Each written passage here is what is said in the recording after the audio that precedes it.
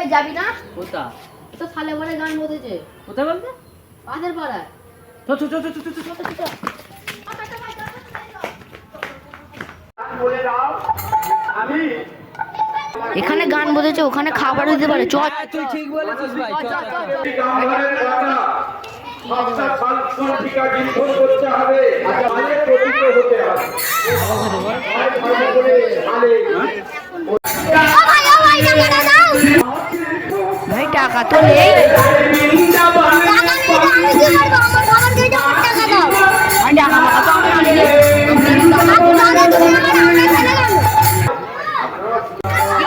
কি করবো?